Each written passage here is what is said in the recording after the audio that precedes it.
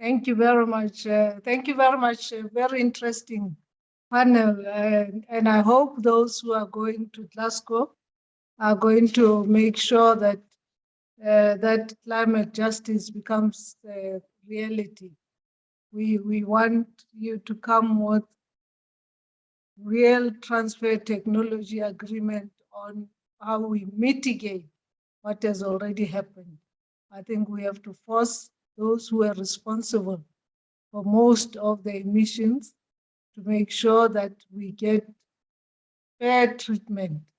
The UN recognizes the concept of equal but differentiated responsibility. They must make sure that that technology transfer doesn't come at the expense of poor countries because they caused the challenges that we are facing. I'm going to give Rekhosofetsi just 1 minute to say something about his session. If Rekhosofetsi is here, he was a moderator for one of the sessions. Unfortunately, we've lost our moderator for the other session who had to go and teach. Rekhosofetsi, are you with us? I am with you and I hope I am audible. Yeah. I am happy that he is teaching and I do not have to teach right now because I would not want to miss this particular conference. Our panel and our session focused on understanding Pan-Africanism in a digitalizing world and the fourth IR. And we had two amazing panelists in Dr. Karuri, Gechi Karuri Sabina, as well as Dr. Clifford Imani in particular. And both of them talked about the need for us, when we think about digitalizing the world, around this idea of how do you create an imagination of what the world could be without also being trapped by the idea of rapid technological change, the belief that simply because the fourth IR is hitting us so quickly does not mean that we must rush with it, that we must actually slow down and think about the types of interventions that we should make to make sure that we create the right sorts of tipping points for change for society. A lot of the topics focused on this idea of how do you balance reforms around the idea of discovery and creation using technology, the belief that in order to create Pan-African links between countries, there's a need for countries to start collaborating with each other, to start thinking about how can we leverage each other's technologies in order to create these types of changes that we want. There were other numerous points here that we will also put into a final document at the end of the conference. But I think the 3 points that I want to put here was at least one particular point from Yechikuru Sabina around the idea that of literacy, that when we talk about digitalization in fourth IR, there is this balance between how do you democratize this type of change, right, without being controlled by it. So she made a big point about that, about making it accessible to as many people as possible. Demonetizing equals the ability to democratize the advent of technology. And I think one last important point that she made was that technology in of itself is not prejudiced or racist or discriminatory. It is the intent of the people who use that technology, and that it is the people who need to have the right intent in leveraging technology. Otherwise, people will use it in a way against others. And it's the idea of how do you own this technological revolution. So I've got pages of notes here that we can't get through all here. And we'll try and make sure that the presentations are shared to the delegates because I thought they were quite interesting as well.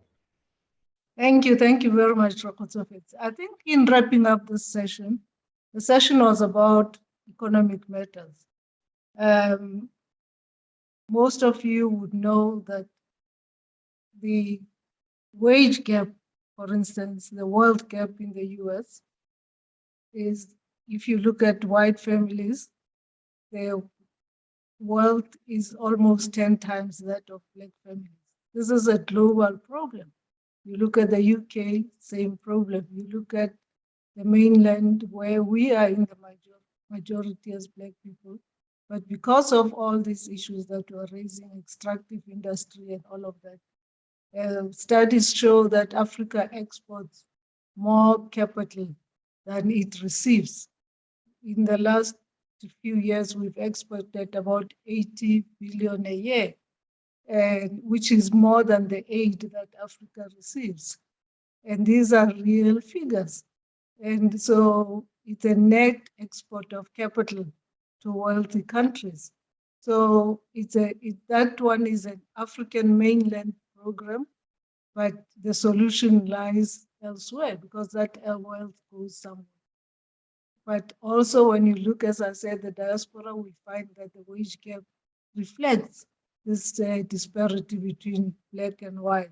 And it's something that I hope that this economic session has thrown light on, and that we will jointly work on between the mainland and the diaspora. And I mean everyone in the Pacific, everyone in Europe, everyone in Asia, all our colleagues in Europe,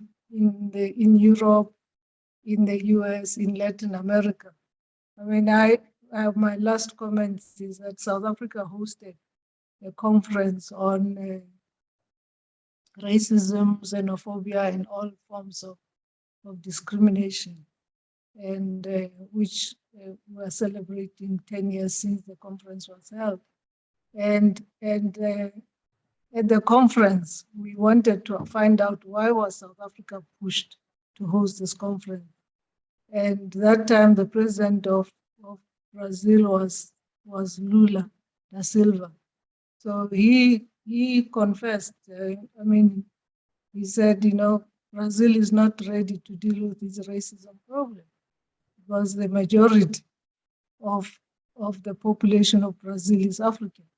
But we have not even started opening those wounds to deal with them. So we couldn't host a conference. And the US, we were asked, it was President Clinton, because President Mbeki was asking, why doesn't President Clinton host a conference? And he was like, if you look at the figures in the US, if I say to you, the US has got 2% unemployment, that's a very generic figure. If you disaggregate those figures, you'll find that it's 60% amongst Native Americans, 40% amongst African Americans. So we are ourselves very far from dealing with the race issue. And so my closing remarks is that, as Dubois said, the problem of the 20th century is one of race. It still is in the 21st century. Thank you very much. I hand over to you, Reverend Dr. Angelique. I think you are the one who should close the overall session, or Reverend Chikani. Well, thank you very much, Advocate. It's such an honor to have you moderating today. We are so grateful for your leadership. And we're grateful to all of our moderators and experts and speakers, and most of all, of course, to everyone who sacrificed time to be here today, to be a part of this journey.